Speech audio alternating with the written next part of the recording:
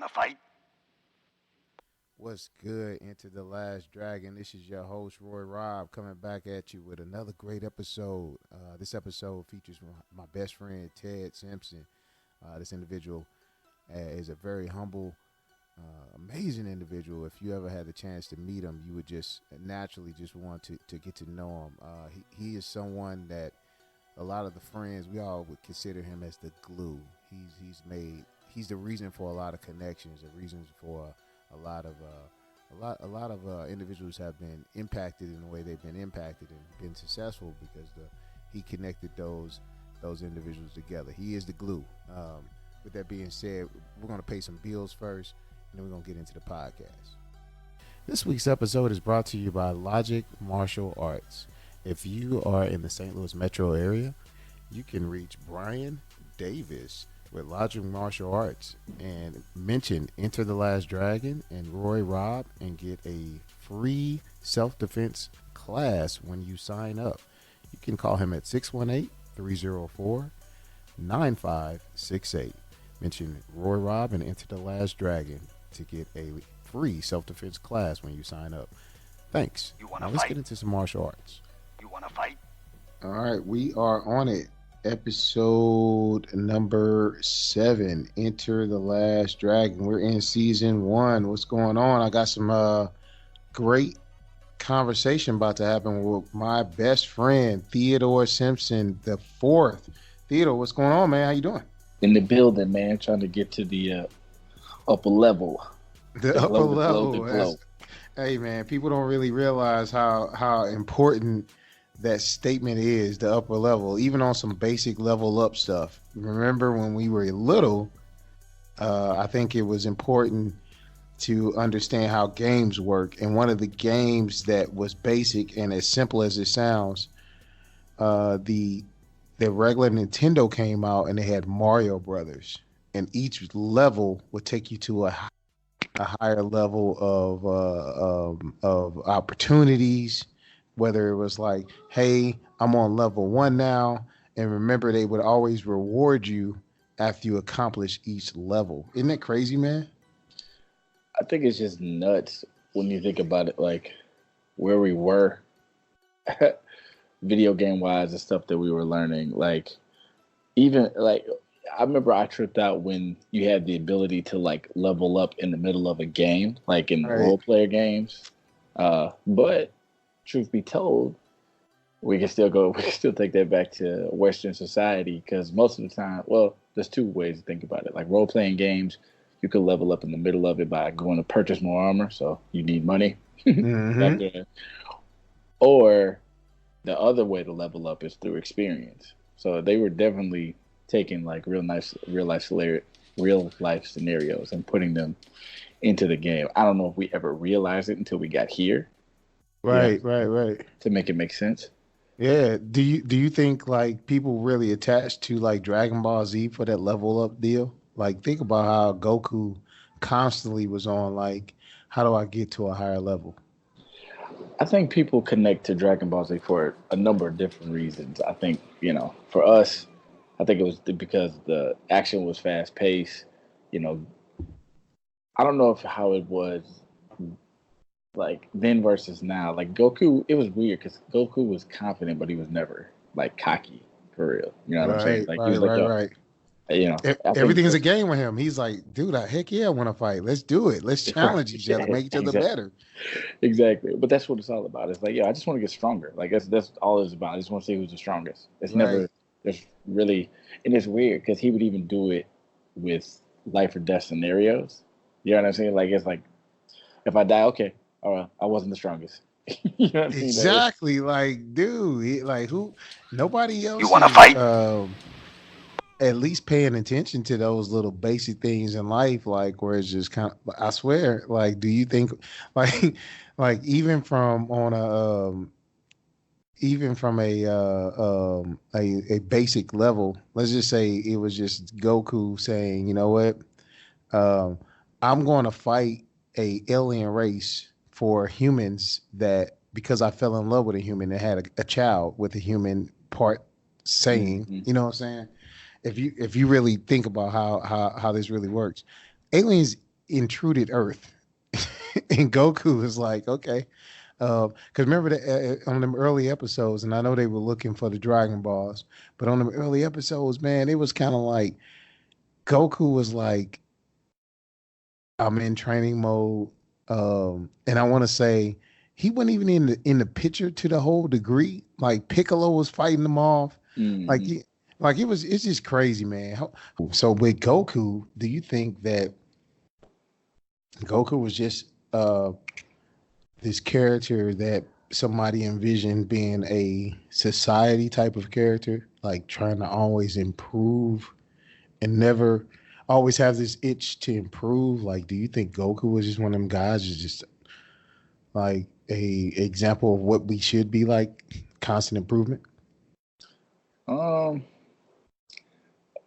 trying to think about the best way.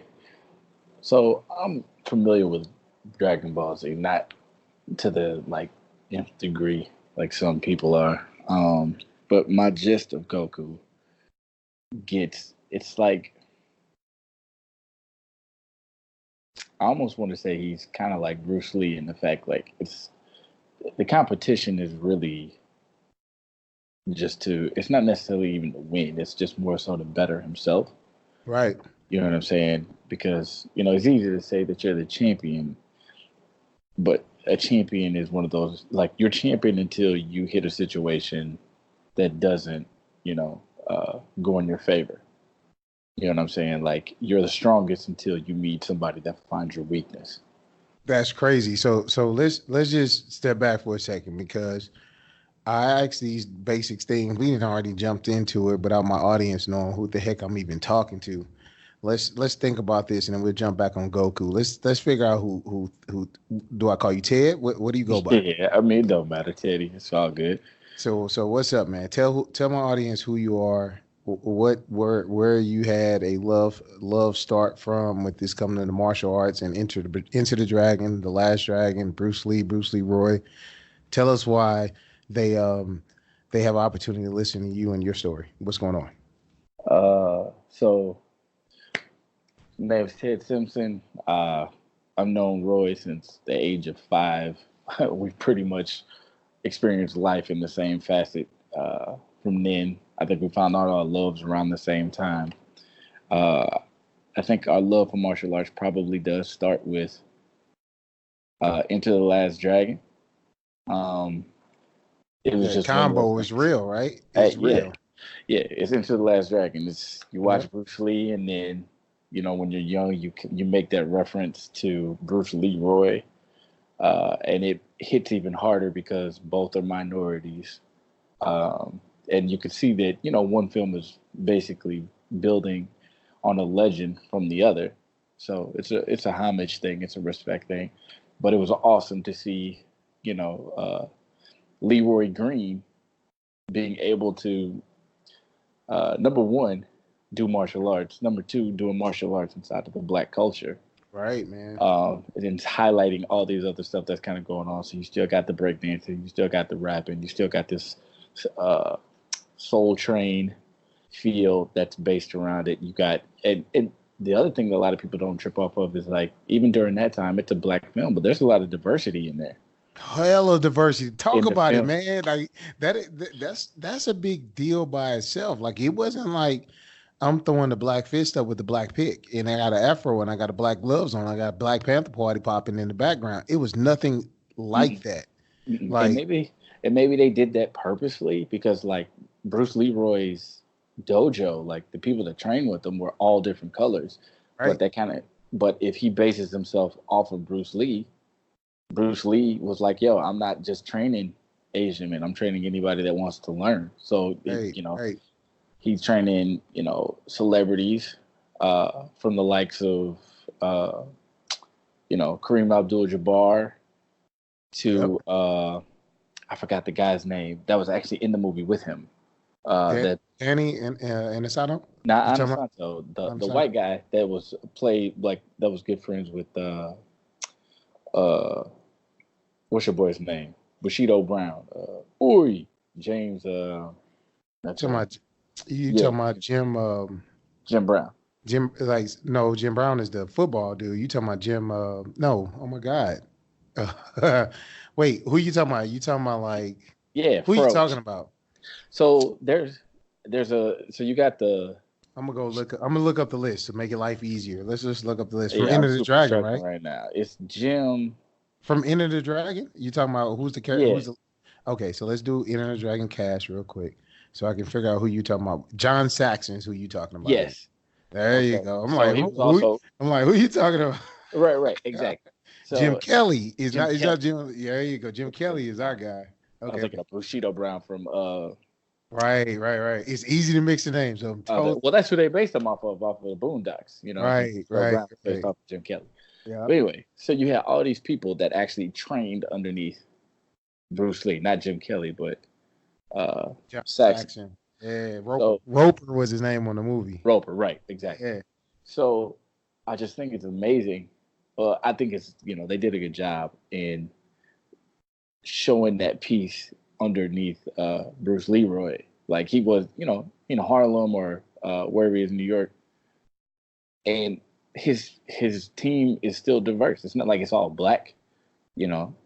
Uh, Heck yeah. Like it was even that movie by itself, if you really just think about the time and where they were. So I was telling somebody on a previous episode, like, dude, in the 80s, there was this certain way to be black. You know what I'm saying? Like you mm, had a representation on TV of what black was, and it was development of our culture. We controlled what was stylish or in tune. We were very in tune on what society felt like was cool for that time, if you really just think about it. So, like, you had the Afro, and that was prominent from all the way through the 70s, and mm. it tapered off in the 80s, and you had style of clothes, you had all these different things, and you start just really just thinking about, if I'm Barry Gordy, and if I'm not mistaken, that was the producer. Make sure I'm not Mm. tripping. But if I'm Barry at that time, how do I get this to the masses? How do I get this out to everyone? And he did a phenomenal job of being Well, very inclusive, as well as not just saying this is, even though this is about black culture, it's not necessarily saying I don't have to um, I had exclude anyone. You know what I'm right, saying? exactly. Well, I think the other thing amazing about it is that it's a cult film. So when it hit the theaters, it wasn't. It's so funny looking at it from this perspective now, because to us, like it's almost like a black card thing. Like if you haven't seen And like, if you ain't Enter seen the The Last Dragon, Dragon, like for real though, yeah, like right. you You ain't don't seen know the who Last Show Dragon, Enough is for yeah, real. You don't know exactly. Vanity. Come on, Right, exactly. But during the time, it wasn't a huge film. it Like it wasn't at didn't do all. that well in the box office. But black people just, they were like, "Yo, this is us. This is ours." You know what I'm saying? Like, this is exactly how we would imagine things to be. You know what I You, mean? you know what I like? Some of the parts I love, like, so at the beginning of the movie, there was scenes in the movie where the younger brother, um, Richie, and what'd you say? I'm sorry. Richie. Richie, yep. Richie would be basically frustrated with his older brother. He called him a cornball. Hmm.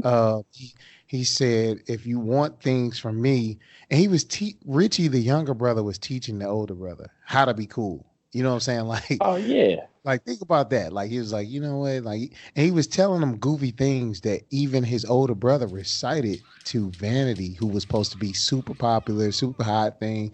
He was like, man, you got to know the moves, brother. You got to know the moves. And he was teaching them things, like he was saying these things to Bruce LeRoy. And Bruce LeRoy was just like, you know what? Maybe I don't know. Maybe I don't understand. And that's the funny part about,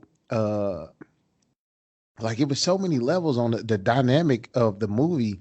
You can really place yourself in any part of that movie in Well, your life and be like, okay, I can learn from this to a certain degree. the funny thing is, like, it's funny that you say that because the more I think about it, like, it also kind of really depicts black attitudes during the time. During the So, time, right? for example, I know that me, you, a lot of our crew grew up watching, kung fu movies on Saturdays, and we would rush to Blockbuster to get all the you new know, joints. all Yes, the new sir. action and martial art flicks that would come out. But amongst like black culture, like martial arts it was something we would watch, but it wasn't anything that we necessarily were interested in doing in the masses until recently. And I could be way off on this, but I just remember like even like so for example, going to college, joining a fraternity, there's like one or two people that actually do martial arts. All right, Like Alan, shout out your fraternity, man. Tell the yeah, people. Alpha Phi Alpha, Alpha Eta St. Louis, right? All right. So you're perfect example. You're the last guy you had on the show, Alan Charles, Johnson Whitney, another good friend of ours, Yep. knows martial arts. So there were times we would go into college and go to parties and get in the scuffles, and people would be mad at him because he wouldn't bust out these martial arts. And he's like, "Yo, I'm not trying to injure anybody. I'm just trying to break stuff up." And he was like, "Oh," Exactly. and they were like, "Oh, we don't really know that. You don't know that karate stuff, you know." And everybody's like, every martial arts from the '80s to black people up until maybe recently was like, "Oh, you don't know karate." It's like everything isn't karate, bro. Like, Exactly. It's such a thing. It's a if I had to, from throughout high school, if I had to say there was one thing that I knew about martial arts, I assumed it was karate and maybe kung fu. kung fu. Only because of kung fu, it was because of the movies I saw. Because the movie. Well, and then ninjutsu, but we knew that because of the Ninja That Turtles. that exactly. That was the three. That That was was the three. three. That was So the three. It's like that was it. that was it. So to black people, that's the other stuff. Like think about it. Like And I was more versed than the normal black person. The normal black person would just say karate. correct Period. off the jump, it was karate. Yep. But the other Yep. funny thing was, like, think about our parents' age. So their extent of karate, kung fu, martial arts, Bruce Lee, yes, but also black people doing it is Dolomite. Is Exactly. Exactly. these black exploitation films where they're just not even close And to this shout out to Dolomite coming back, Eddie coming back Murphy. for Eddie Right, Murphy. Yes, sir. right. And like I gotta put that. That's for the culture. Like I don't care what nobody say. Like it was black exploitation at the time, but if you look back, I can actually appreciate what Eddie Murphy which is trying to do at this current moment. Like if you really think about it on a grand level, like why is it if it was only solely produced by black and it was by black and it is black, is it bad because of what perception of society said is just bad, or is it just bad because you really think it's bad? Like really tell me the truth behind that. You know what I'm saying? Like I only say that like I think he represents a pimp. He represents having sex with a whole bunch of women and beating on like the dude. right. Like if you can pull back other good parts out of Dolomite, you can pull anything good out of even bad things. If that's what I'm trying to True. say. Well, but I think so. It's kind of like anything else, right? It's kind of like how black people, minorities, are fighting for their voice in Hollywood. So when you have a movie come out or a genre movie come out, and majority of them kind of all depict the same sort of life, you know what I'm saying? Like everything that comes out is about drugs, pimping, Right. you know what I'm saying, getting money. Then it starts to get this perception like, oh, this is the only thing they make, and there's all these other beautiful things that get passed over And, because and it this is where doesn't people sell. focus, right? It doesn't sell. So like Exactly. I totally agree with you. Like if somebody said, Roy, I want you to go watch this movie about the Obamas, I would go because they are a great representation. Right. Well, I mean, Or if if you think somebody said, about I it, want you to go watch some more fun stuff about Jay-Z and Beyonce, I probably go want to see Jay-Z and Beyonce first before I go watch the Obamas. And then if everybody, and that was a basic level, I took it down. I took like kind of like one level down, both rich oh yeah, families, hmm but I can go down even farther, and I'll be like, okay, let me go down to, and I'm just naming some popular names. But I would be like, okay, I want you to go watch this story about what's the movie from the dude from Memphis and you remember that movie Pimp Hustle, what was it called? Grand Hustle and Flow. Hustle and Flow. Tell me that movie when off the chain, but what did it depict? You know what I'm saying though? Exactly. Like I'm just Well, being honest, man. It was like just put it in perspective. You know what I mean? Like It's a reason why Get Rich or Die Trying, the 50 Cent joint, that movie did pretty well. I'm not saying 50 Cent is a bad actor. I'm not saying he's a great actor either. What I am saying is that it was relatable. Right. You know what I'm saying? And maybe that's what it was. Like everything. I don't know if everything in the '70s was pimping, but if that's the only thing that we It was see, relatable. Thank you. you know. Thank you, So man. Thank you. That's what we saw. We flourished in that avenue. Like Bumpy Johnson. He hmm flourished in the underground, you know what I'm saying, like numbers game, and they turned it legal called lottery. hmm Do the math, man. It's the reason why. I mean, I'm just saying. I mean, he was, I don't know. It's just, that's a whole nother topic. You know what I'm saying? So let me ask you this, man. So I have some thoughts about the movie that really stand out to me. Most individuals may not even like realize, uh, how do I put this? Um, because we were on level up. You know what I'm saying? You told me who right. you are. We told me how you got your love for the martial arts. hmm Um, do you think it makes sense for people to think about life as leveling up? Back to the Goku question. Personally, no. All right, Um, tell me why. just because, like, I don't know, like level up always tends to have this idea that you know, if you're on the top level, you're better than the bottom level. Okay, but And what that's not about? All right, good. keep going. So you as a person may not be, a better person, even though I guess it all depends on what you're considering leveling up is, right? You know, to some people it might just be a material thing. To other people it might be spiritual. To other people it might be maturity, But I right? mean, but that's why, yeah. So like all levels, man. Let's keep it equal. Everything, it doesn't matter. A person is always growing. That's what I Well, would say. Level up. What you think Well, about but so maybe those things should be weighted then, if you look at it that way, because somebody can, like, perfect example. You have people who are leveling up monetarily, that like rappers that? who Right, right, get right. on a trend, level up monetarily, still doing the same stuff that they've been doing, preaching the same message. Now they're in a place where what they're doing has the ability to influence other people, but they haven't leveled up in these other places.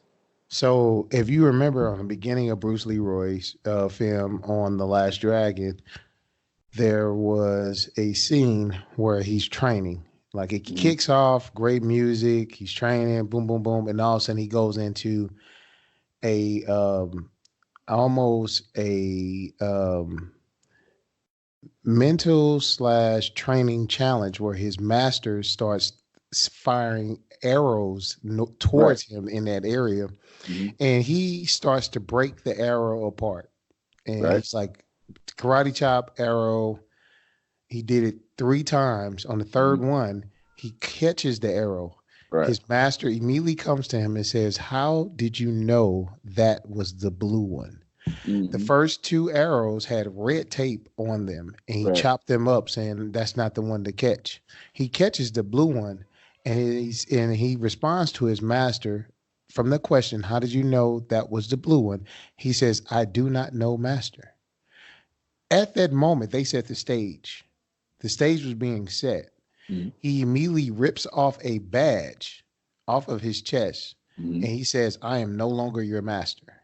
hmm So check this out. He even explains to Bruce Leroy, you have touched the final level, knowing without knowing. Your body did, which is the let me give the definition. So in the movie, they basically talk about the final level, the glow, the upper level, all these different levels that they've just been described in the Last Dragon. They basically said you get a glow amongst your body. Your body is moving without you knowing. You are reached a level of ultimate height where you are doing things that the unconscious mind doesn't know you're just doing, and you're going and you are in a state of unknown. Like he is a state of unknown and he can do without even knowing. So uh he reaches this and his master says, "You touched the upper level. I'm no longer your master." Mm-hmm. With that being said, Bruce LeRoy starts his journey Mm-hmm. to reach this upper level and level up, which he wants to get. He wants But to get to the glow. But you know what's funny? What is that? He had already leveled up. He just didn't know it. He didn't know it, right? So that's it. It was a belief thing. But if you actually, so think about it this: at the end of the movie, there's two things that separate Shonuff and Bruce LeRoy. Let's talk about them because both of them have reached the glow. Exactly. But so to differentiate the two, Shonuff's colors glow was what color? Red. And Gold for Bruce gold. LeRoy. Yep. Now here's the significant difference. Why, what was the other difference between their ability to glow? So one is only able to harness the upper level in a certain part of their body. Bruce LeRoy was able to harness, so that was show enough. He was only able to harness the glow in his hands. Bruce LeRoy was able to harness the glow on throughout his whole body. And they made reference to that 2 times. One reference was from Bruce LeRoy in the movie, and the other reference was from Show Enough when he's like, "I got something real for you in these hands." Right. He actually made the statement. So here's the funny. Now, what were we just talking about with the rappers? Oh man, I don't know. Where are you going? Tell me, what do you got? So you were like, we're talking about it all, spiritually, monetarily, maturity. Show enough, only matured, only got the growth level, right? Exactly. Yeah, right. He only hit level on one of the things that he needed to hit on. Right. He couldn't get it totally. So maybe he wasn't spiritually complete. Maybe he wasn't mature enough to handle the glow in a full body respect. Right. That's real. So you can get components of your life glowing, and that's what it is. And did you peep how there was a scene on there where he was like, "Okay, LeRoy, let me go. LeRoy finds the glow, does the move, the lotus blossom flower, whatever it's called, a Bruce Lee move, and he waves his arm in a wavy fashion, and you can see it is almost like transparent. His arms moving at a pace almost like Matrix, like the first version of the Matrix. Dang, so many thoughts, man. Anyway, but the point, there was a scene on there where it's like, okay, showing up was like, okay, come on. But his glow was kind of like breaking. And it was like, yeah. He couldn't get it out. He couldn't get the full glow. Now that's the thing that makes me think, was that a confidence thing?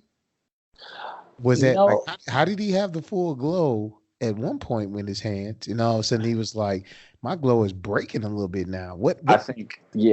I think number one is that's why it started going in and out. It's because he started realizing that somebody else. Remember what we talked about, that you're only a champion until somebody finds your weakness. So right.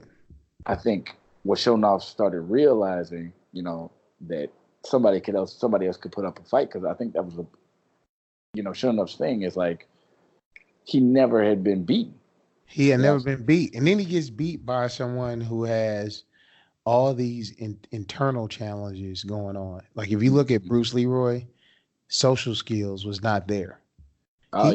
He can relate to someone who loves karate, loves ninjutsu, loves, say martial arts in general, but he didn't have ultimate social skills, and it was shown when he was talking to Vanity in the car. But he was a very focused individual. Seems like he was very determined. There was a scene where, if you recall, he was like training on top of the rooftop before they, saying they were eating breakfast or something. Right. But he was going through his morning routine. He's training up on the rooftop, going through a routine. Like, I mean, if you look at it, it was like, dude, there's a lot of things you can really pull from the movie that, like, the normal person may not be really observing. You know what I'm saying? Right. Well, I think a lot of it, like he was focused in one area, and I think also he was, I think he overall just wanted to uh, be a good person. You know what I mean? Like he just wanted to mind his own business. Like, because honestly, when you think about it, Sho'nuff picked a fight with him originally. Think about it. Sho'nuff picked everything about Sho'nuff and his purpose in that movie was about Bruce LeRoy. From the beginning to the end, nothing but Bruce LeRoy. But it happened because of other people talking about Bruce LeRoy. Right. So this is like, you're doing well. Your focus creates haters. So Sho'nuff's coming in talking a whole bunch of stuff.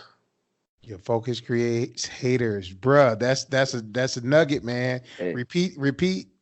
I gotta watch this repeat on that, y'all. Sorry, man. One more time. Say it again. That's a nugget, man. That's a jewel. Yeah. Your focus creates haters. So, because think about it, Bruce Leroy sitting down there watching, the movie. Sho'nuff comes through, kicking up shit, wants people to. I'm sorry, I didn't mean to cuss. We're not cussing on this. You good. Kicking up stuff. And what happens? He picks up somebody, and they say, "I know who could beat you." Yeah, I know who could beat you. And he's like, "Who said the show?" he's like, "I got him. Beast, get him." He grabs me. He's like, "Who can beat Bruce?" And he said, "Who can beat Sho'nuff?" I know who can. Bruce LeRoy. That's who. Right? Come on, man. Hey, and so here's what's crazy. Not only does he throw Bruce LeRoy into the mix, but then everything else about Bruce LeRoy starts coming up. So Sho'nuff's like, "Oh yeah, I heard about you." Catches bullets with his teeth. Right. You know what I'm saying? Right. So just imagine being Bruce LeRoy sitting there, just like, dude, first off, I never said I caught bullets with my teeth. I don't even know. You know what I'm saying? Like, I'm not even trying to fight. You know what I'm saying? Like, I'm eating popcorn with my chopsticks. Let me be with my chopsticks. Just let me be cool, bro. Just let me be cool. I'm chilling, man. I'm just doing me right now. What are you doing? Get away from me right now. I'm trying to. He was ignoring him. Sho'nuff was punching at his face. In his face. 1 inch away. He's like, "Man, I'm watching Bruce Lee right now. I don't know what you're doing." Unbothered, bro. Just barely even blinking. Like barely blinking, man. Like, dude, if you, all right, man, I'm gonna throw some heat at you right now. So check this out, man.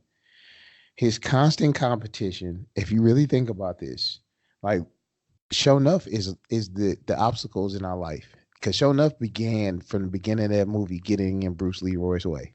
At the movie theater, I can't even enjoy a movie. This dude is in the way. That's basic life. Like, if the life challenges didn't get in the way of Bruce LeRoy, guess who would not have made the upper level? He needed Sho'nuff. Does that make sense? Like, he needed that challenge, man. Like, Sho'nuff seeing him up to a pulp, almost drowning him. Like, I'm at my worst and lowest point in life. Bruce LeRoy was Neo before Neo. Oh, come on, man. Say it again. Bruce LeRoy was Neo before Neo. Come on, man. He's starting to believe. He's starting to believe. That's what it was all about. Come on, man. Oh, my God. Hey, tell the Matrix to cut the check. Cut the check, man. Tell him to cut the check, man. Like, come on, man. He beat the dude to a pulp. Bro. Come on, man. Like, if you really think about it, like, he had all the clues. He gets beat to a pulp. Then all of a sudden, during the drowning action, he starts to remember. You opened a fortune cookie that had no fortune. I sent you to find a master. There was no master. That vanity, you sure look like a master to me. Like, everything was there. So here's what's funny, bro. I read this article that really opened my eyes. And maybe that's why now that we're saying this, like I got some lights going off in my head. And why Sho'nuff wasn't able to get the full glow was because he deemed himself the master. And not necessarily say the belief, but I read this article, right?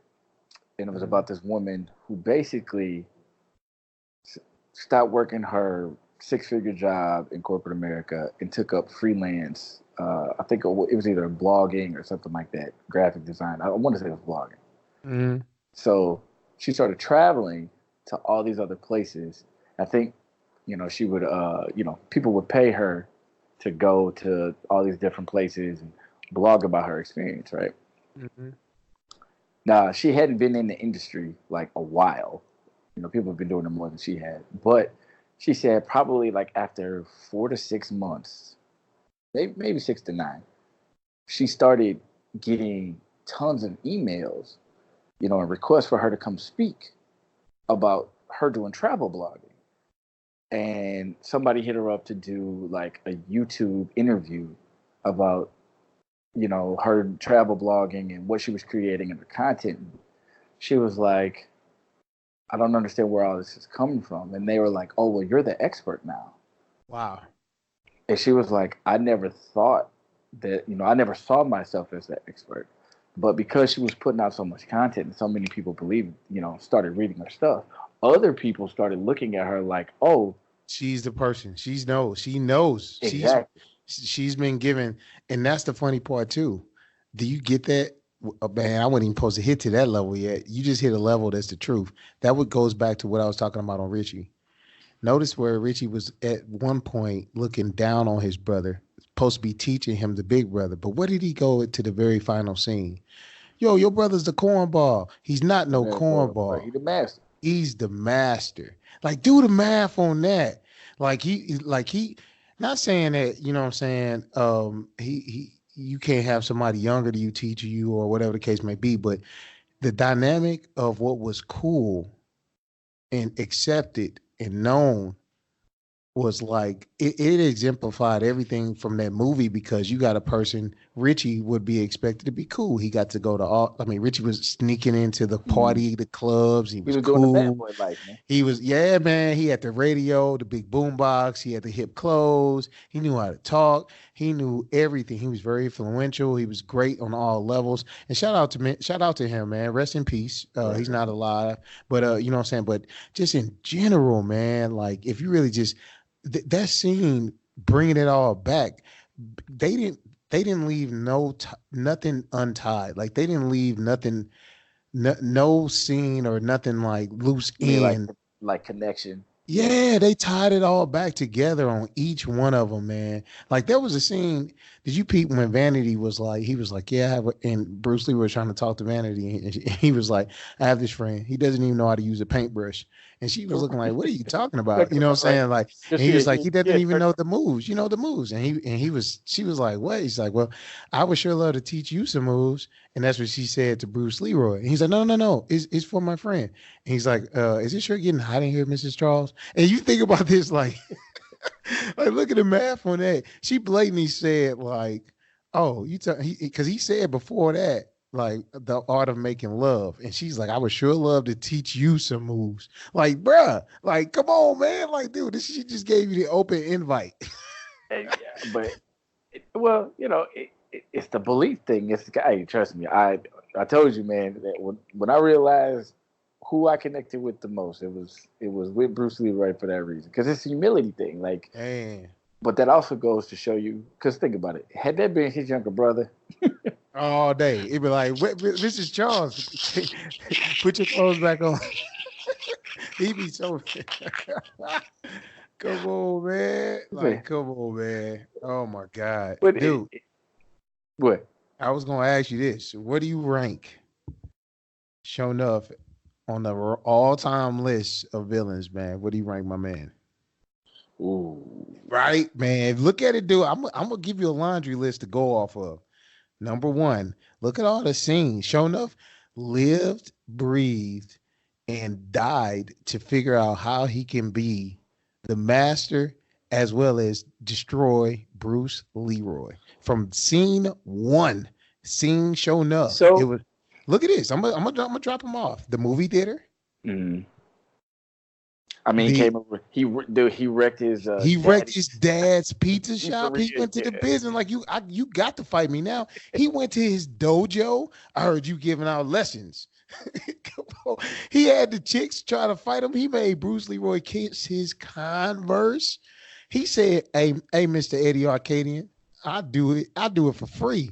You get his to the designated place at the designated time, and I I happily bet annihilate it for free. Come on, man, better dude. get Hold on. his ass.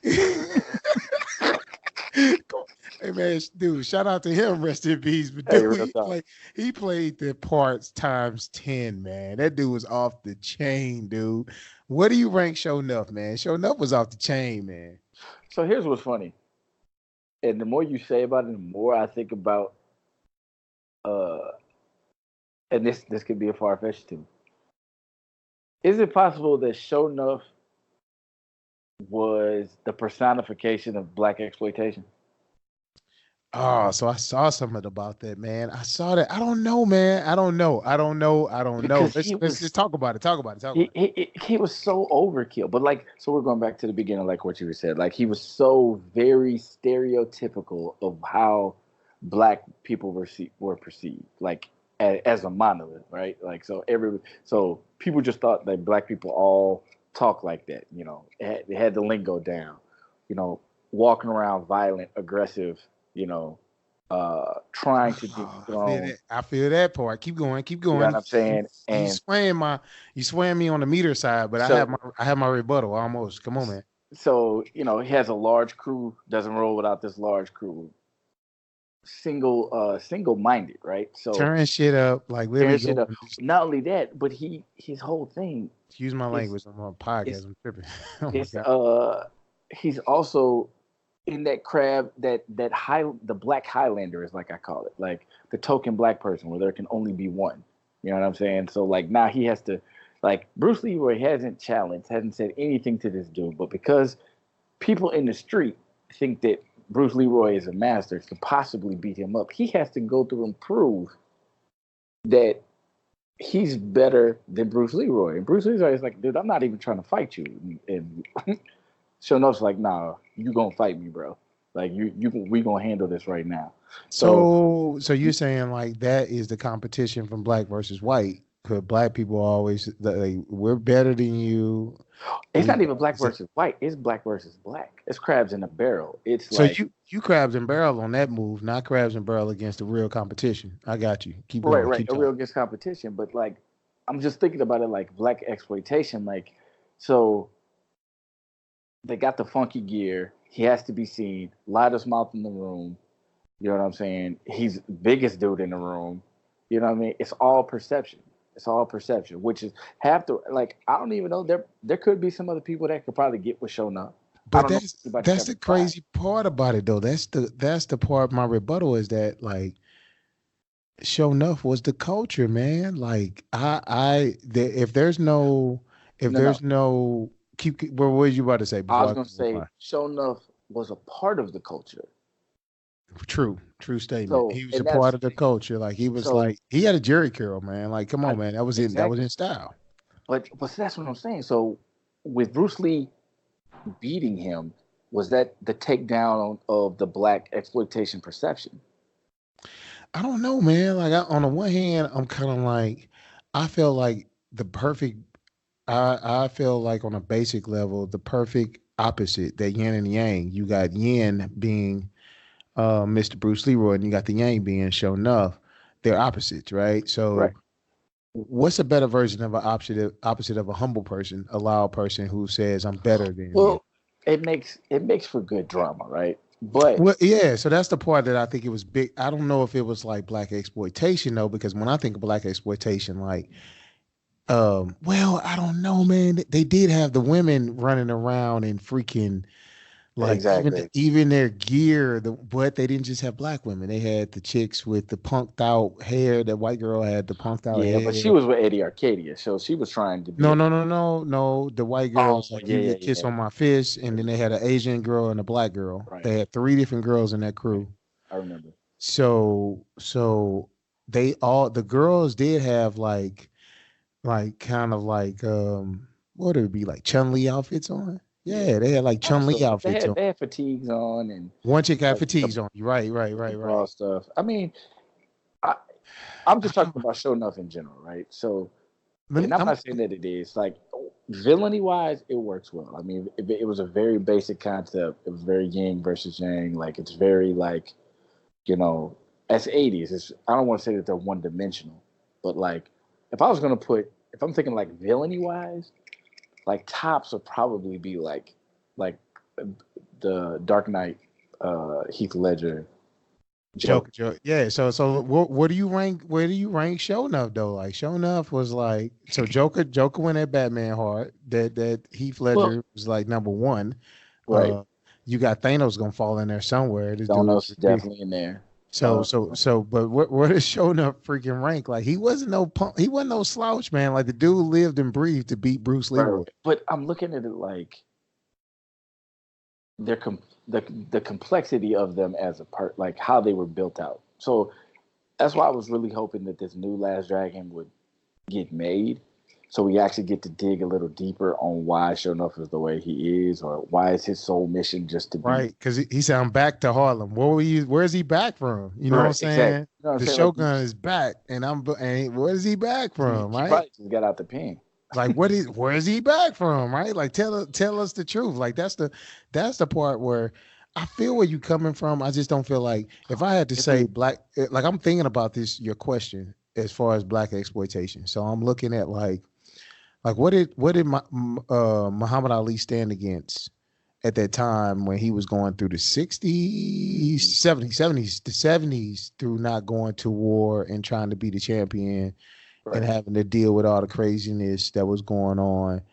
Um, what did it the like I guess so to a certain degree because you know what I mean you got like if I look at the major drug they had to do with I don't know man when we were in minks like the mink coat and the well, that's the thing. I very don't even know if flashy. we were. Show enough didn't have a big Cadillac. He was walking around everywhere. Like it's the one hand I'm saying yes, and the other hand I'm saying no. Like I kind of agree with you, but I kind of don't. Like he's missing some of the key flashiness. He didn't have like a whole bunch of money. Like hey Leroy, I'm taking all your students because I got a bigger school over here.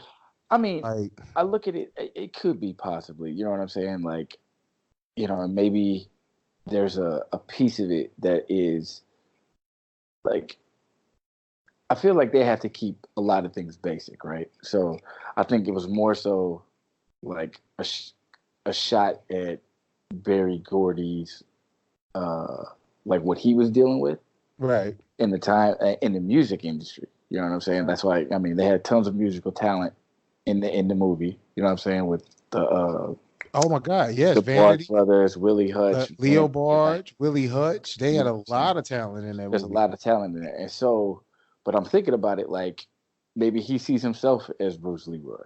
You know what I'm saying? And the stereotypical of whatever the top genre was uh, during the time of trying to break free of it goes back to that black exploitation. So, for instance, you got Eddie Arcadia, who's quote unquote the man, who's Right. teaming up with Shonuff, Right. which is the crab in the barrel. So he's like, "Yo, I'm gonna be whoever you need me to be in order to take this down."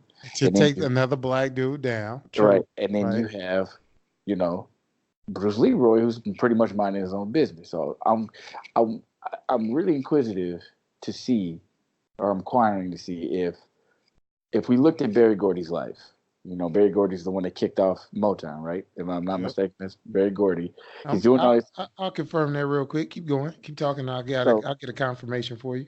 he's moving. He's doing a whole bunch of stuff, and then maybe there's a way that the man sees there's a pocket that the man has kind of placed black people in. You know what I'm saying? Right. Like music or whatever, like how black people should be shown. And Barry was Wise. Motown. You're good. That is Right. a confirmation. Keep going. So Barry Gordy's got Motown, and maybe there's another way that black people were being perceived. That Barry Gordy was like, not all black people are like this. They're not this jive turkey, mumbo jumbo, whatever. Like Well, that's side of it. that's the hard part I deal with. So some people have it. There's always there's no like I'm proud and I'm happy that like kind of there was okay what I'm trying to do and I'm trying to like explain this over three parts. So in Barry Gordy's situation there is opportunity for him to reach a larger crowd than just black people, and he Right. realized that, and he took advantage of it. Hence, even some of the music choices he chose for the movie, which now is amazing, but at that time probably didn't make any sense. You know what I'm Mm. saying? So like when you start hearing some of the people or some of the songs on there, it's like, what? That don't really go, but it works. It's perfect for what's going on, and we understand what's happening to it now. But if you look at Bruce Lee, remember there was a scene when Bruce Lee first did the Big Boss. He didn't even know he was going to be successful at the Big Boss, and he was like, "Dang, they hated my movie." And then they was about to walk out the scene, walk out of the movie theater on the what was the name of it? Dragon. I think it was just called Dragon, right? When they showed when his wife kind of built out that movie storyline when they were talking about his first movie, major film that only showed over in China, and he thought that Mm-hmm. if they were going to get sold to like he thought he was going to get booed. And he was about to walk out. I was like, let's go. And all of a sudden they gave him a standing ovation and applauded him Right. like, and it Right. became a huge big film. You know what I'm saying? Like maybe Barry was trying to get out of that, shape himself out. Like I can reach a larger audience, and I'm better and I'm bigger than just being put in one box. And check me out, and look what I can get accomplished, and look what I can do. And then that's where I was saying is, I feel like there's always somebody that's always going to be like, why? Why do you try to appease this other audience? And then you're going to get the hate. Is it for financial? I mean, it's just so many components to it, man. It's so frustrating just even thinking about it because it's to me it's basic. It's like why you should never limit yourself. That's one thing, bro. I learned this from you. One thing I hope my listeners understand this too. Never limit yourself in thinking that you can only do X. Like, don't think you can only do one thing. You might be able to pull off Y and Z. You know what I'm saying? Like, Mm. don't keep your mind open and just be willing to try different things if you feel that you want to try it. Not try it for somebody else, but do it for you. You know what I'm saying? And I feel like I hate when I hear these little things where like our conversations is always kind of like the what I would call I'm gonna start calling it the show enough situation. Like, you know what I'm saying? Like, show enough was like, nah, man, I gotta be the crab in the barrel type of shit. That's a good analogy for the way he was acting because Harlem was big enough clearly for both of them. What other kung fu masters was running around? You know, you know We what I'm just saying? wanted to be, it just goes back to the idea of who's the strongest, like Goku's thing. So in a sense, I don't know. That's it. I wonder what that would actually look like. Would Goku fall in under like I want to fight you to see if I'm stronger than you, or he's like yo I'm just training and people come to show up to fight me because they heard I'm the strongest. They heard I'm the strongest, right? Yep. Because the difference is like Leroy wasn't trying to fight anybody. He was like I ain't got nothing to prove. He's like I'm just trying to figure myself out. Hey, Somebody hyped you up and now you want to fight me and I like not only that, but Shonuff had to push him to fight him. to push him, didn't he? He had to Like get him to get to that.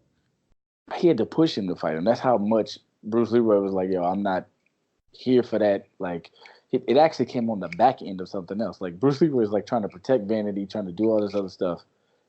And Shonuff wanted to fight this dude so bad. He was like, "Yo, I need to hop in on this, I heard you. criminal, criminal I heard you BS got an opportunity situation." to whoop on this dude. I want to get. I Like, want he to. was like, yeah, we breaking all sorts of laws, but do I get to fight him though? Like, that's what You say you kidnapping somebody? Oh, but I get to fight him though, but he gonna be there though, right? Cool. I'm with that.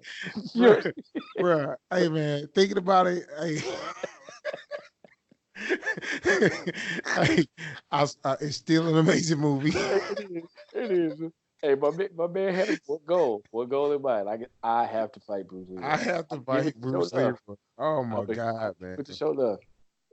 He definitely Straight showed that comedy. Bruce Leroy was not the only focused person. Oh my God. All right, man. So this is where it comes to. I gotta do it, man. We at the closing time, and everybody that I feature on my show has to answer Roy Rob's clues. So Mr. Roy Rob always gives a simple clue for the featured guest to be able to answer. Hopefully you can take the guess and run with it. Tell me five martial arts films done by Jean-Claude Van Damme. Oh, 5. Okay. Universal Soldier, Kickboxer, The Quest, Lionheart. Shoot, he just did one with his name on it. It's JC. Was it JCCD? You didn't even name JCVD. Kickboxer. Did you name Kickboxer? Yeah, I said Did you say Kickboxer. Cyborg? Come on, No, man. I went to university. I just gave you 5. I was just That's trying true. to. You got them all. You got some good ones. Now, a mixture. now, let me get if you don't mind, let me get 5 for Mr. Jet Li. Okay. This is tough. This is not easy because it was like a small win. We got the one. Check. Lethal Weapon 3. That was way good job. Way to go. That's impressive. I would have never pulled that one out the hat. Fist of Legend. Check. Let me think. What's the movie? Hey, you know the one? The one he had with DMX. That's what I was just about to talk about. I forgot what was Romeo Must Die, right? Romeo Must Die. There you go. That's the one I was gonna say. Keep going. One more. You just need one. What's the one he just did? It's not. Is it Once Upon a Time in China? I don't know. I got another one in my head. Go ahead. I'm trying to think. The one where he was the emperor. Where he got the one with the Monkey King. He was in the last one with the Mummy. What was it? The Mummy 4? You just named one. It was the Monkey King. The Monkey King. Right? But he was also the Monkey King in the Mummy with Brendan Fraser. Well, the one I'm talking about is the monkey. That was one I was thinking about where he did the one with him and Jackie Chan did it together. Oh yeah. The Monkey King, whatever. You know what I'm saying? Anyway, man, definitely a lot of great value, man, on this level up, man. I think definitely we talked about this leveling up. Bruce LeRoy took it to another level. That was his whole purpose and his whole goal. But it's how he did it, though. How he did it, man. That's an important part. It was a whole holistic leveling up. It wasn't like, and just not one part, right? It's just not one part. Like it's not one part. That's a real way. That's a real good analogy. All day, man. Well, hey T, man, we definitely gonna have you back on, man. I appreciate you coming on, taking some time. Oh man, I appreciate it, man. Check it out, man. This is a great podcast. No doubt, man. I appreciate it. So anything my followers, if they want to follow you, you got a handle. What you say? You got an Instagram? How do people check you out? Yeah, man. I don't post a lot, man. I'm just an aggregator of information. Like most of the stuff I post on Facebook. You know what I mean? I'm dropping information. I think find stuff that's either humorous, insightful, kind of futuristic. But that's mostly it. Okay. So they just find you on Facebook somehow or Instagram somehow. No handles. On Facebook is Theodore Simpson IV. I don't really put nothing on Instagram. I'm more so just like, I guess, being selfish and saving things for myself. It's like, I need to try this recipe. I'm not. No doubt. All right, I got you. Okay, that's cool. Well, bet. Check him out, Theodore Simpson IV, man. I appreciate you coming on, fam. Hey, much love, man. All right, later. Peace. All right, that's another great episode in the books. That was a great one coming from my best friend, Ted Simpson.